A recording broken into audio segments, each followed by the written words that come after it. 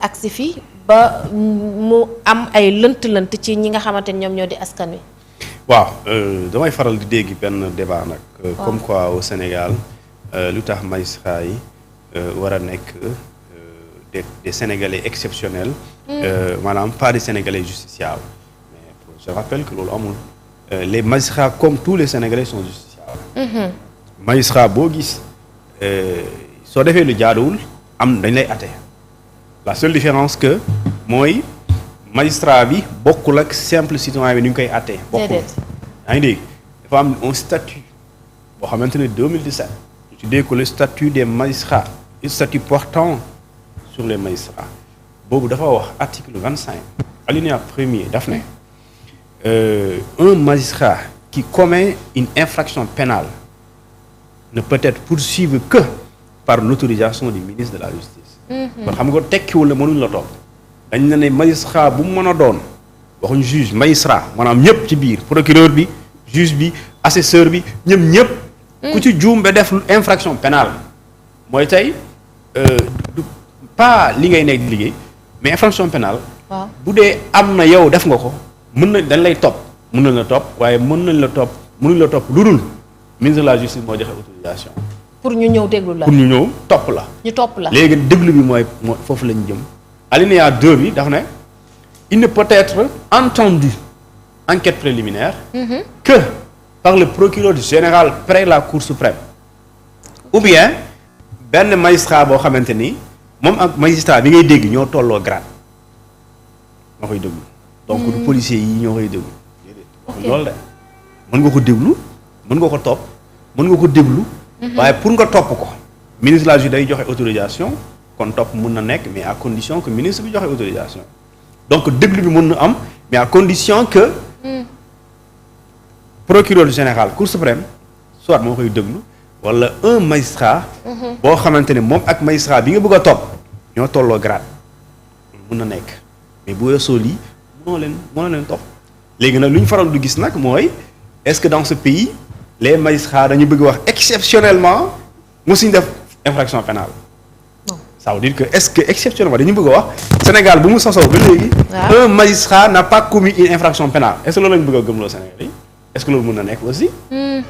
pendant 1960 amul benn magistrat bu mos a juum def lu yoon tere sinon gisaguma magistrat ñu topp. ñu déglu ko waaw loolu nag vraiment. dañ ko war a xoolaat waaw. mais ñan ñoo leen war a déglu.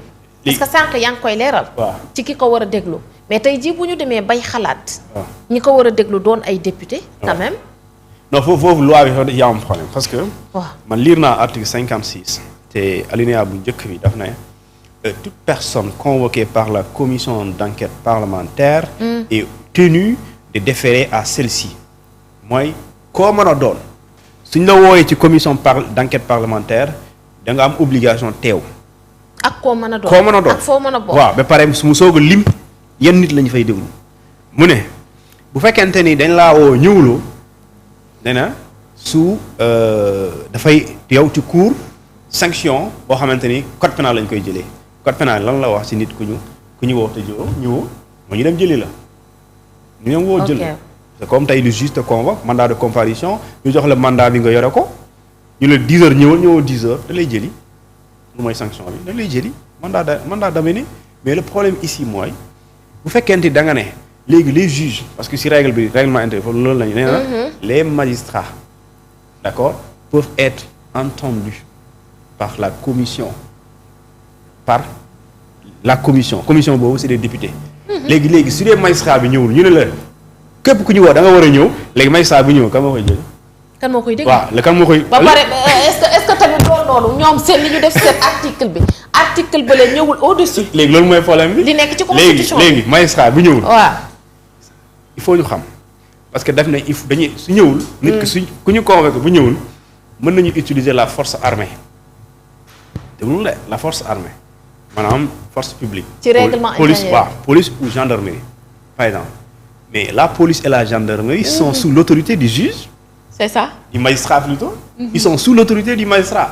Ça veut dire que c'est le magistrat moom mooy signer mandat d'amener mandat d'arrêt. mandat d'interpellation. wala mandat de recherche jox ko takk der yi ne leen soo leen ko gisee indil ma wala seetal lan ma ko. waa léegi jamono dem assemblée nationale bëgg a déglu benn magistrat.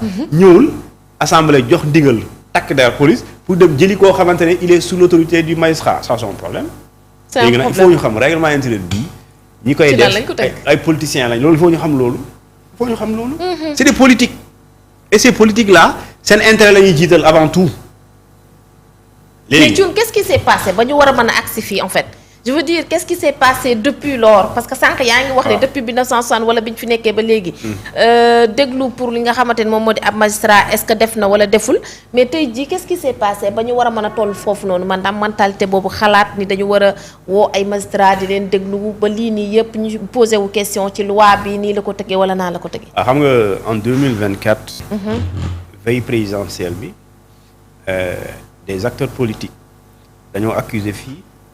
ma loolu la mais damay expliquer des acteurs politiques ont accusé des magistrats. Conseil constitutionnel de corruption. dossier boobu ba léegi ba léegi d'accord kenn man xawma fu mujjee dossier boobu. xawma fu mujjee parce que bëggoon nañ taxawal commission d'enquête parlementaire am benn plainte bu jógee ci wàllu ñooñu noonu am kenn ku mu porte plainte mu taxaw parce que yoon moo ne. bu ñu taxawalee commission d'enquête parlementaire bu justice jógee pour leeral li commission yi bëggoon leeral commission bi day toog di xaar. léegi bu toogee xaar kon justice dafa war a def liggéeyam mais jusque là man xawma fan lañ mujjee ci dossier boobu. léegi bu fekkente ni woon règlement intérieur dafa jàll bu jàlloon jamono jooju d'accord mën nga déglu magistrat yooyu suñ ñëwlee da nga leen jëli. ci jamono jooju waaw bu doon règlement bi dafa dem xam nga nekkul en vigueur. la ngay xool ba conseil constitutionnel ndax da koy valider wu déet.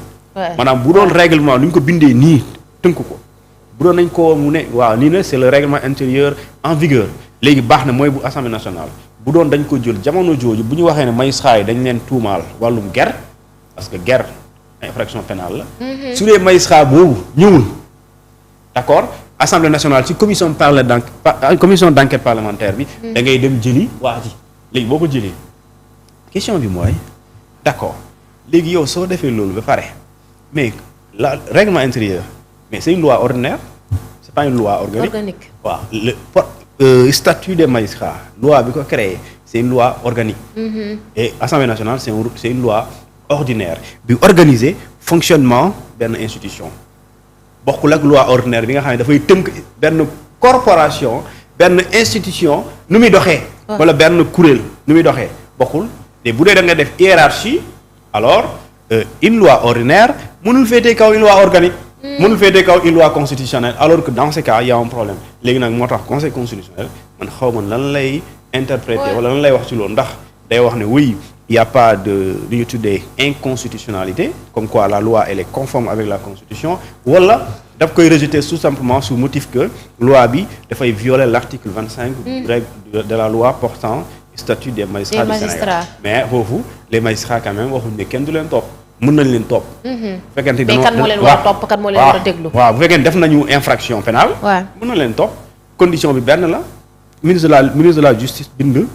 autorisation d'accord ci règlement bi aussi gis naa ñu bind par exemple que même les ministres peuvent être entendus. par la commission d'enquête parlementaire mais. avec l'autorisation du président de la République. Maintenant loolu je sais pas xam nga politique il faut ñu xam ñii c'est pas des politiques les magistrats sont pas des politiques. C'est des professionnels du droit. ñii c'est des politiques. c'est lépp lu ñu teg am na calcul. waaw moo tax ñee ils sont méfiants ils sont prudents. d'accord ñu wax ci sujet bi nga xamante ni moom moo di le cas de Ousmane Sonko ak wala sax li nga xamante ni. moom moo di dossier Mame Mbaye Niang ak Ousmane Sonko am na ku ci àddu par rapport ak li nga xamante ni moom la ñuy wax moom nag nekkoon na fi ancien président de la cour d'appel bu Kaolack nekk tamit magistrat boo xamante ni il est en retraite li mu jàpp nag dafa ni dossier bi dañ ko jugé en appel dans le délai d'appel or ci li nga xamante ni moom moo di pratique yi kenn du juger benn affaire boo xamante ni dafa nekk ci délai d'appel yi nga xamante ni épuisé wuñ maanaam délai appel bi épuisé wuñ ko kon dafa jàpp ni procédure bi moom mënul condamner kenn ci li nga xamante ne moom moo di dernier jour yi nga xamante ne moom la ñu mën a àddu ci appel bi ñu def da balaa may ñëw ci Samba loolu nan lañ ko mën a tekkee waaw xam nga yoon daa may chance bépp nit bu ñuy topp ba ñu lay atte daa may chance nga am sa droit de défense. waaw léegi sa droit de défense soo nekkee juge ñu juge la en première instance ñu daan la condamnation boobu soo ci àndul nga dem contester ko. diggante bi nga waxee ne àndoo ci maanaam bu mu daanoo ba àndoo ci délai boobu dañ lay may délai ñu ne la contestel nga def lu ñu tuddee appel. ok léegi appel soo ko defee nga am délai boobu mënoo ko wees maanaam mënoo léegi def quand tu fais appel c'est-à-dire que def mu annuler daan bi njëkk bi. léegi ñuy xaar cour d'appel fixer audience pour attewaat la léegi diggante boobu mënoo accéder dans le dossier Mame Mbaye Niang on n'a pas respecté les délais on a brûlé les étapes c'est-à-dire que bu ñu la waxee xaaral 10 jours maanaam ñoom dafa génn tey deuxième jour bi ñu ne nañ génte xale bi alors que dañ ne bu juddoo il faut mat 7 jours. ok léegi 7 jours yu respecté woo ko effectivement fii on n'a pas respecté ces délais on n'a pas respecté ces délais léegi ñu enrôler dossier bi cour d'appel ñu daan ko confirmer la condamnation yi pare corser ko parce que loolu moo am ñu corser ko def ko 6 mois avec sursis. conserver les 200 millions waa ji def pourvoi en cassation nga dem pourvoi en cassation donc la sanction la condamnation est suspensive la décision moom dañ koy ajandi. ok ñu dem cour d'appel pourvoi en cassation cour suprême plutôt war a wax ci lu ñu tuddee cette décision de la cour d'appel bi nga xamante ni daa confirmer celle de la première instance. d'accord daan ko et pare corser daan bi et pare retenir les 200 millions cour suprême effectivement ne. daan bi nga xam ne moom mooy cour d'appel joxe muy 6 mois avec sursis et amende plutôt dommage intérêt de 200 millions de francs CFA dara changé wu ci on maintient cette condamnation mais lenn la ñuy retirer mooy lu ñu tuddee la contrainte par corps mooy tey soo fayulee di jàpp la dugal ci kaso bi boo fayee ñu génnee la ñu ne loolu mënuñ ko fa appliquer parce que bokkul mënu fa ne pourquoi parce que diffamation c'est une infraction pénale politique. Okay. Et l'infraction politique ci code de procédure pénale article 711 daf ne la contrainte par corps ne peut pas s'appliquer en matière d'infraction politique. Et cependant infraction politique diffamation ci la bokk moo tax ngay dégg l'histoire de amnistie yooyu noonu. moo tax mu emporté ko sinon su ko emporté wu loon dans ce cas Ousmane Sonko dossier bi day continuer. mais damay naan procédure bi quand même. waaw kon procédure bi su amee problème cela veut dire que kon c'est annulé. mais est-ce que c'est annulé parce que bu doon dañuy annuler procédure bi la Cour suprême allait soulever les avocats de Sonko dañuy soulever le non-respect mais l'irrégularité d'accord procédurale parce que les avocats de Sonko li ñu contesté ci cassation ñaar la benn bi mooy lu ñuy tuddee l'inconstitutionnalité d'accord parce que jàpp nañ ne le dossier avant ñu koy enrôler Cour suprême dañ ko waroon transmettre conseil constitutionnel mu xool est-ce que c'est conforme avec la constitution ñu jàpp ne amul ñu soulever beneen du ñu tuddee beneen procédure beneen exception plutôt mooy la nullité de procédure maanaam nañ neenal procédure bi parce que juridiction bi war a addu ci dossier bi moom maanaam respecté wul lenn lu am solo mooy notre client n'a pas reçu sa convocation et ñu jotu ko ñu àtte ko sans moom mu yëg ko maanaam administrativement loolu lay teg parce que tey jamono jooju certes Sonko xamoon na dañ koy àtte parce que cool yi am na mais amul kayit bi firndeel ne dañ koy àtte mais jamono aussi nous sommes dans c'était de bonne guerre les avocats de Sonko refusaient des fois de récupérer la convocation doon dégg way jeu de casse-casse yooyu jot naa joti moi dem leen fa la jël bon loolu xam nga tamit gars yi mënuñ nekk di wër di la jox rek par force. D'accord alors situation wala dossier Sonko Mame Mbaye Niang bokkoon na ci li waraloon sortie premier ministre bi nan nga jàngatee sortie boobu.